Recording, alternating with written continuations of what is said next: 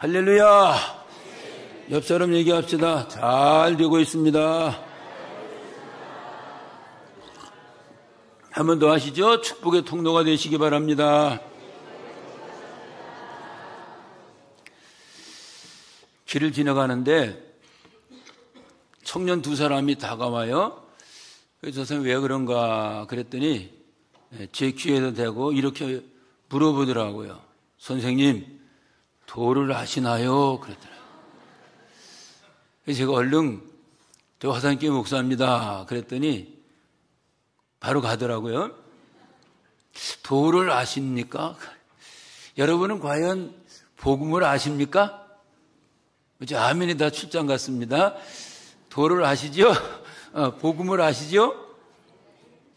오늘 이제 우리가 읽은 로마서는 16장까지 있는 아주 짧은 내용이지만 바로 복음의 핵심이 들어있습니다.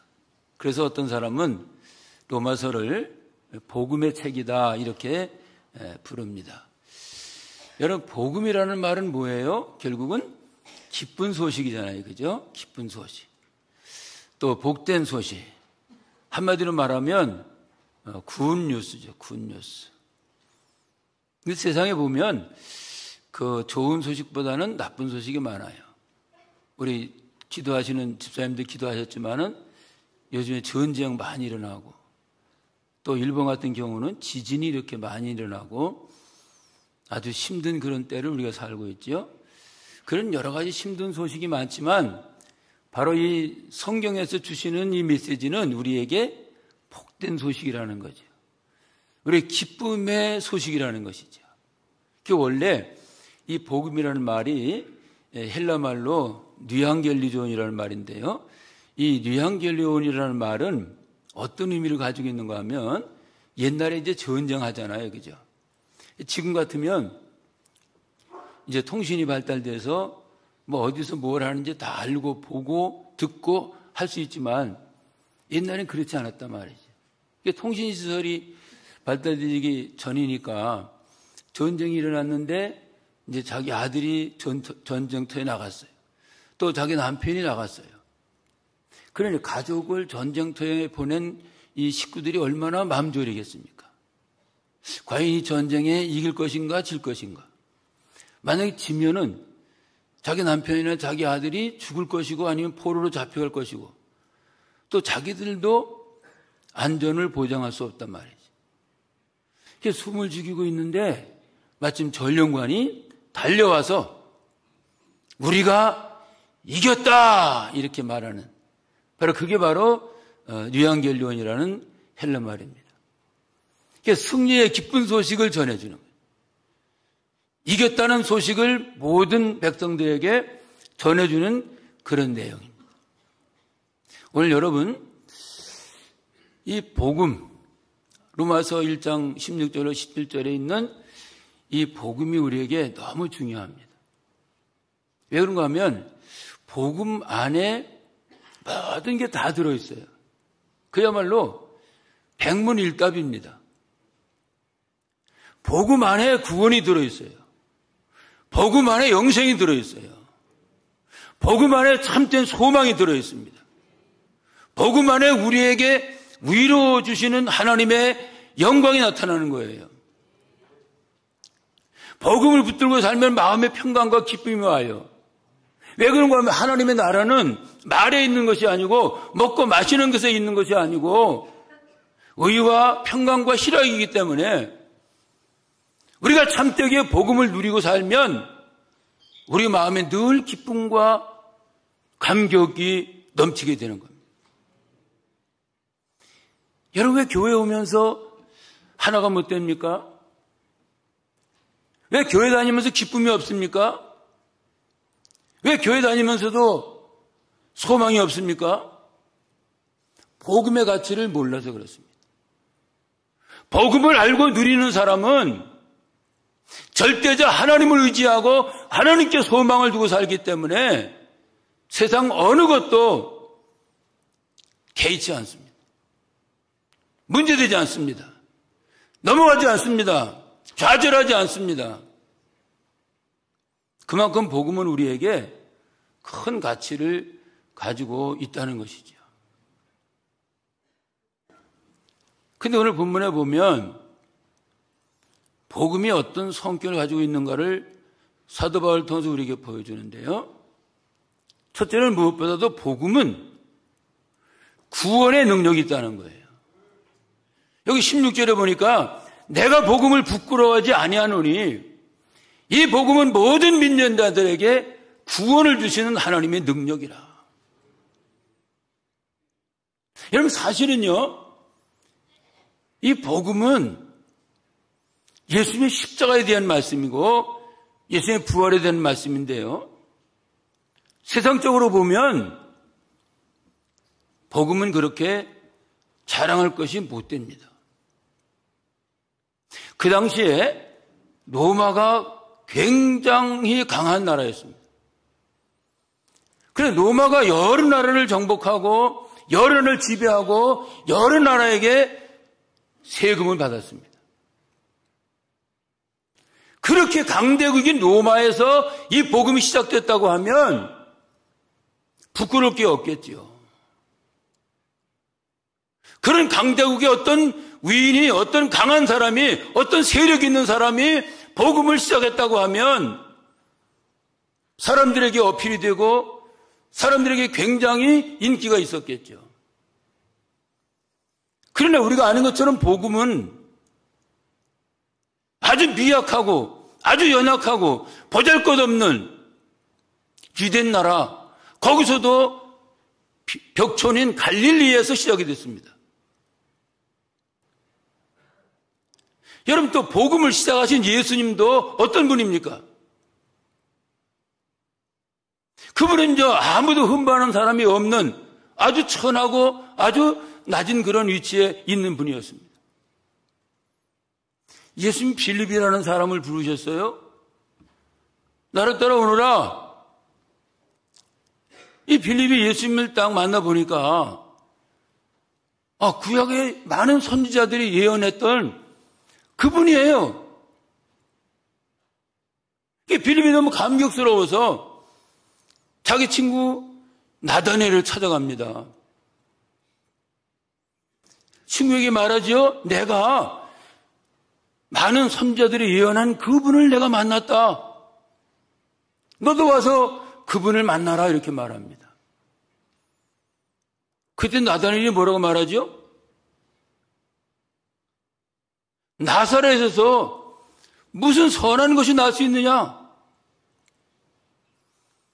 여러분, 예수님은 누굽니까? 나사렛 예수십니다. 사도행전 3장에 베드로가 안진병을 일으킬 때 뭐라고 말하죠? 나사렛 예수 이름으로 명하노니 일어나 걸을지어다. 왜 예수님을 나사렛 예수라고 말합니까? 예수님의 자란 곳이 바로 나사렛이기 때문입니다. 그의 아버지 요셉이 나사렛에서 목수 생활을 했기 때문에 예수님도 거기서 자라셨습니다. 근데 나사렛은 어떤 지역이냐 하면 죄수들을 귀양시키는, 그 귀양간 죄수들이 사는 그런 곳입니다.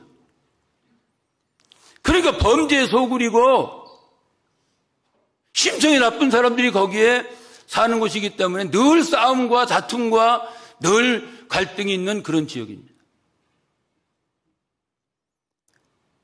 그래, 나다넬의 얘기가 맞죠. 그런 곳에서 무슨 선한 것이 날 수가 있느냐 말이에요. 그렇게 예수님은 아주 천한 몸으로 이 땅에 오셨어요. 우리 잘 알잖아요. 이사야서 53장 1절 2절에 보면 예수님은 마른 땅에서 나온 싹과 같다고 그랬어요. 그래서 우리가 흠모할 것도 없고 우리가 뭔가 이제 칭찬할 만한 그런 가치도 없는 그런 처지였다는 것이죠.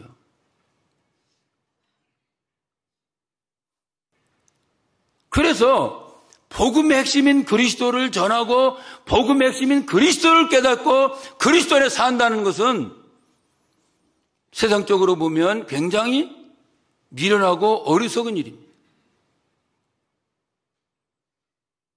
근데 분명한 것은 사도 바울은 복음이야말로 부끄럽지 않은 거라고 말합니다. 왜 그런가 하면 복음에는 두 가지 큰 능력이 있기 때문입니다. 하나는 본문이 말하는 것처럼 구원의 능력이 있다는 사실이죠. 한번 따라서까요? 구원의 능력. 그렇죠. 요즘에 굉장히 컴퓨터가 발달되고 아주 참 시대가 굉장히 빨리 변하지 않습니까? 요즘에는 AI라는 말을 많이 쓰잖아요. 인공지능. 이 AI가 얼마나 수준이 높은지 바둑을 두는데 사람을 이기더라고요. 로봇가 사람을 이겨. 또 요즘에는 GPT라는 게 있어갖고 막 이렇게 제목만 달아주면 오늘 내가 화산교회 가서 복음이 무엇인가 전하고 싶은데 설교 좀 해줘. 이렇게 써서 입력을 시키면요. 수천 가지 설교가 나와요, 거기. 요즘에는 목사가 굉장히 편한 시대입니다. 저 빼놓고는. 왜 저는 그거 할 줄 모르거든요.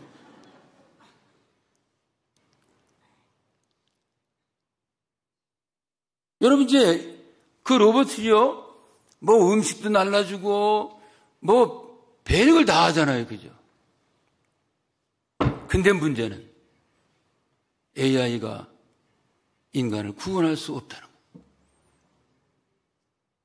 AI가 인간을 구원할 수도 없고 우리에게 영원한 생명을 줄 수도 없고 우리에게 영원한 기쁨과 위로와 소망을 줄 수 없다는 거예요. 오직 복음만, 오직 예수 그리스도의 십자가에 죽으시고 부활하신 것만 우리의 구원의 능력이 된다는 것입니다. 그래서 우리 잘 외우고 있는 요한복음 14장 6절에 뭐라 했습니까? 내가 곧 길이요 진리요 생명이니 나로 말미암지 않고는 아버지께로 올 자가 없느니라. 이 세상을 살다가는 어떤 사람도 그렇게 말한 사람이 없지 않습니까? 사도행전 4장 12절에 보니까 다른 이로서는 구원 얻을 수 없나니 천하 인간의 구원 얻을 만한 다른 일을 우리에게 주신 일이 없으시니라. 예수 그리스도의 십자가와 부활 이 복음 밖에는 우리를 구원할 존재가 세상에 없다는 것입니다. 그래서 사도 바울은 어쩌면 부끄러운 것이고 어쩌면 감추고 싶은 복음을 담대하게 증거합니다. 여러분 담대하십시오. 우리는 최소한도 복음을 깨달은 사람이고 복음을 소유하고 있고 복음을 누리고 있는 사람입니다.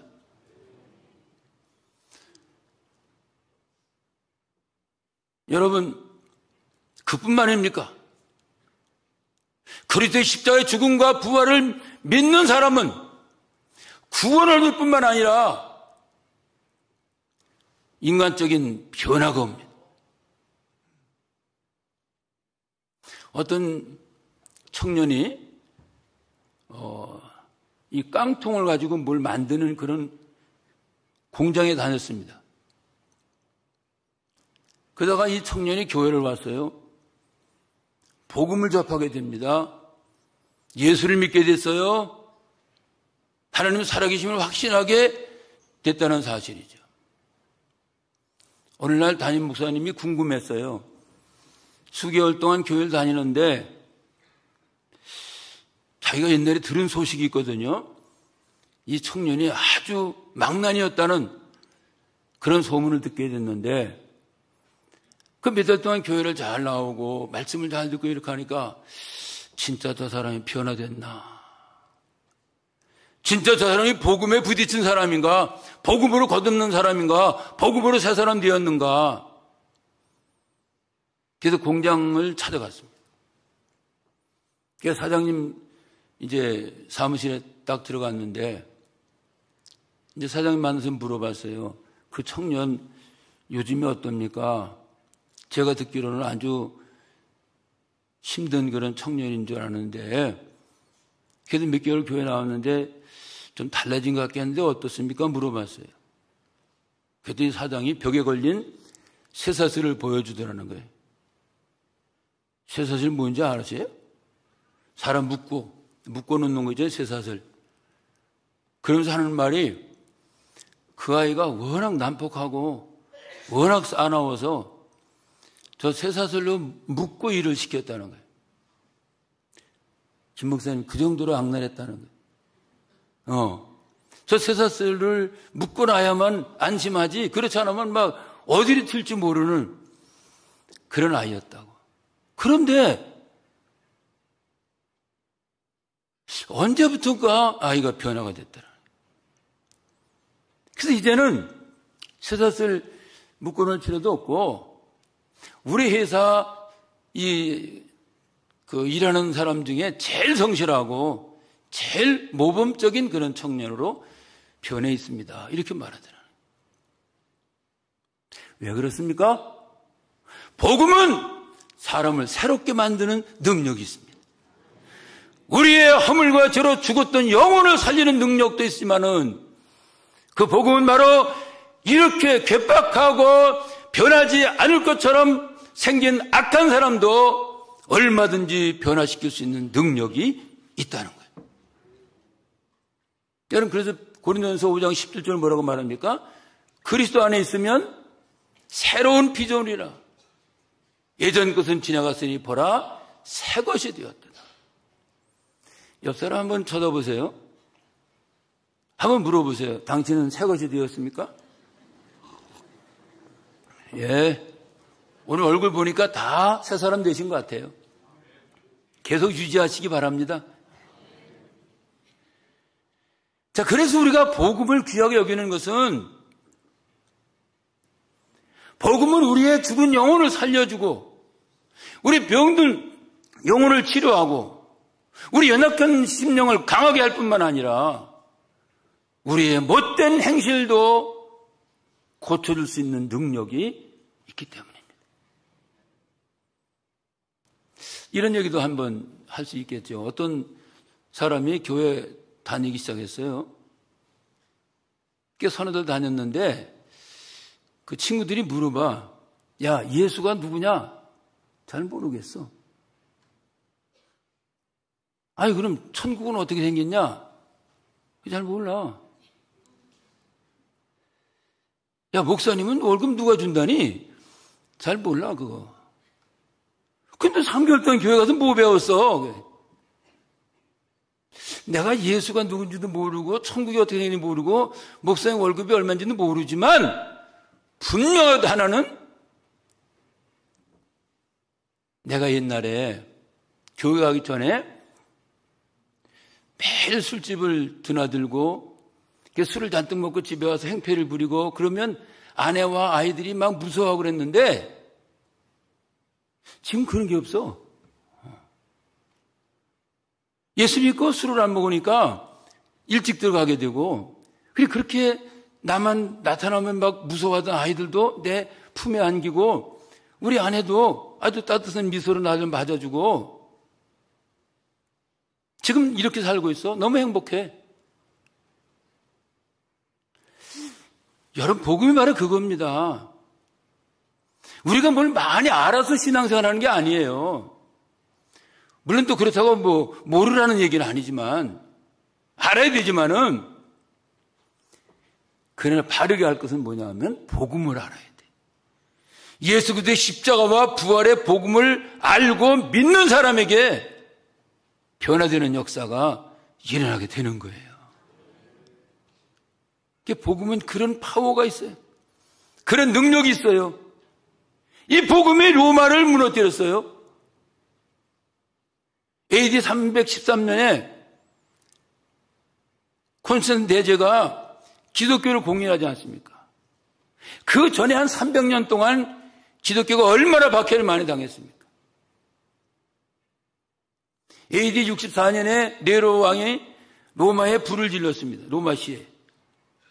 그리고 자기가 책임을 감당하기 어려우니까 기독교인들이 불을 질렀다 이렇게 해갖고 숱한 사람들이 사형당하고 수단산에 고문을 당하고 수단산에 죽었습니다.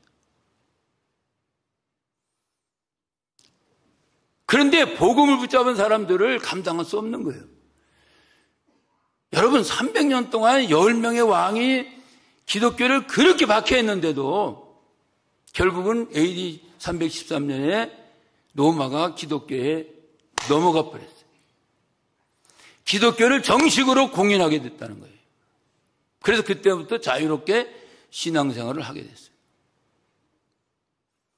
히브리서 11장 38절에 보니까 한번 따라갈까요? 이런 사람들은 세상이 감당할 수 없느니라. 할렐루야. 여러분 복음을 바르게 알고 복음으로 새롭게 되고 복음의 능력을 의지하는 사람은 세상이 감당할 수 없는 거예요. 이런 은혜가 있길 바랍니다. 맨날 세상에 끌려다니지 마시고 맨날 혈기나 부리고 맨날 욕심과 막 미움 속에 살지 말고 이제는 진짜 예수 그리스도의 십자가 외에 십자가와 부활이라는 복음을 딱 붙잡고 여러분 좀 멋지게 사세요. 왜 그래요? 예수쟁이 멋쟁이래요. 한번 따라 예수쟁이 멋쟁이. 할렐루야. 두 번째 오늘 본문에 보니까 이 복음은 믿는 자에게 구원의 역사가 일어난다는 믿는 자. 복음은 능력인데 그 능력이 누구에게 나타나느냐? 이 복음을 믿는 자에게 믿는 자에게. 우리 17절 볼까요? 뭐라 그랬습니까? 복음에는 하나님의 의가 나타나서 믿음으로 믿음에 이르게 하나니 기록된 바 오직 의인은 믿음으로 말미암아 살리라 함과 같으니라. 할렐루야. 이 복음을 어떻게 해야 된다? 믿어야 된다는 거예요. 여기 믿음으로 믿음이 이르게 하나니 이 말이 원문에는 믿음으로 시작해서 믿음으로 끝난다 그런 뜻입니다. 우리의 구원은요 율법의 행위나 선한 노력이나 어떤 공로나 종교적인 열심을 통해서 해결이 안 됩니다. 우리는 죄를 져서 죄성을 가지고 있기 때문에 우리 스스로의 힘으로는 죄를 해결할 수 없습니다. 갈라디아서 2장 16절 말씀 한번 볼까요? 따라서 같이 한번 읽습니다. 시작. 사람이 의롭게 되는 것은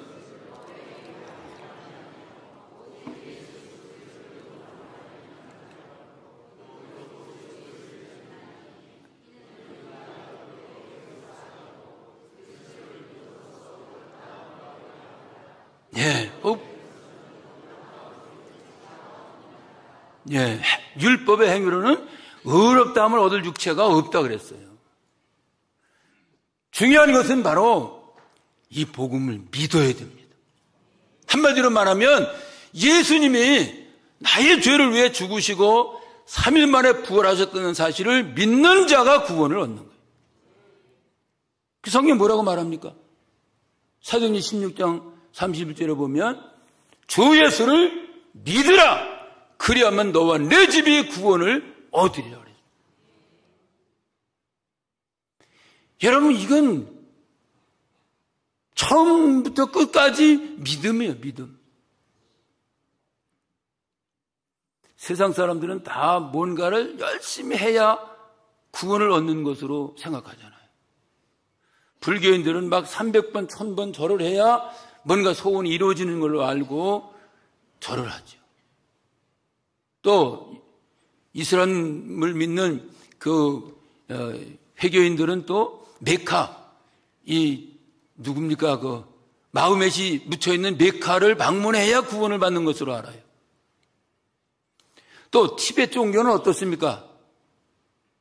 그 이렇게 오체 뭐라 그래요? 오체 부동과 하여튼 5가지 이 신체가 땅에 닿아야 된다는 거예요. 그래도 막 이렇게 땅에다 대고 또 격하고 이렇게 해서 이 성지 순례를 하는 거예요. 중간에 가다가 얼어 죽기도 하고 가다가 굶어 죽기도 하고 그렇게 해서 구원을 얻으려고요. 근데 우리 기독교는 너무 쉽죠? 뭐 하래요? 믿기만 하라는 거예요. 주일 지키는 거 참 중요하죠. 11조 생활 중요하죠. 복음전도 중요하죠. 봉사 중요하죠. 그러니까 제일 중요한 것은 복음을 믿어야 된다. 여러분 성경 뭐라 그랬어요? 요한복음 3장 16절 우리가 잘 외우는 거잖아요. 하나님이 세상을 이처럼 사랑하사 독생자를 주셨으니 이는 저를 믿는 자마다 멸망치 않고 영생을 얻게 하려 하심이라. 믿으시길 주의 이름으로 축원합니다. 갈라디아서 3장 26절에 보면 너희가 다 믿음으로 말미암아 그리스도 예수 안에서 하나님의 아들이 되었으니 그랬어요. 너희가 다 믿음으로 말미암아 그리스도 예수 안에서 하나님의 아들이 됐다. 로마서 10장 9절로 10절은 내가 만일 내 입으로 예수를 주로 시인하며 또 하나님께서 그를 죽은 자 가운데 살리신 것을 내 마음에 믿으면 구원을 얻으리라. 사람이 마음으로 믿어 의에 이르고 입으로 시인하여 구원에 이르느니라. 그랬어요. 여러분 예수 믿습니까? 할렐루야. 예수를 믿으면 돼. 다른 거 아무것도 없어. 신앙 연륜 자랑할 것도 없고 직분 자랑할 것도 없고 뭐 모태신앙 자랑할 것도 없어요. 예수를 믿으면 구원을 얻는 거예요. 자, 그럼 마지막 하나는 이렇게 복음은 구원의 능력인 줄 알고 또 믿음으로 구원을 얻는 우리는 할 일이 있다는 거예요. 무슨 일일까요? 복음을 전해야 돼. 할렐루야. 이렇게 신년 벽두에 우리 담임 목사님이 청년을 데리고 선교 간다는 건 참 너무 잘하는 거예요. 우리 청년들에게 선교의 비전을 심어준다는 게 너무 귀한 일이잖아요. 왜 그런가 하면 이건 우리의 사명이기 때문이에요. 답니다. 전도는 우리의 사명이다. 전도에 대한 얘기 할 게 많은데 벌써 시간 다 됐어요. 시간 길게 설교하면 또 다음에 안 부를 거 아니에요? 설교가 짧은 자는 복이 있나니 두 번째 부르심을 받을 것이요. 그랬어요. 자, 아무튼 여러분 진짜 복음이 중요한 걸 알면 전해야 되는 거 아니에요? 그죠? 여러분 기쁜 소식 있으면 전해요, 안 전해요? 누구한테 얘기하고 싶죠? 그 얘기 했잖아요. 제가 어떤 사람이 옛날에 도끼를 빌려러 왔어요. 옛날에 이제 이런 빌려 쓰는 시대였잖아요. 근데 도끼 빌려줘 그러면서 그냥 도끼만 빌려주라 그래야 되는데 자꾸 입을 열고 도끼 빌려줘, 도끼 빌려줘. 가만히 보니까 금반지 자랑하려고, 금이빨 자랑하려고, 금이빨. 도끼 빌려줘, 도끼 빌려줘.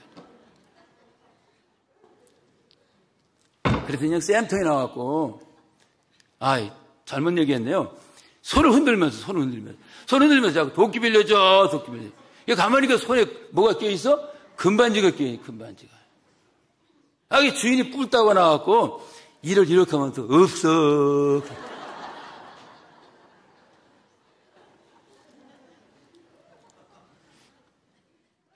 여러분, 뭔가 있으면 자랑하고 싶잖아요. 그죠?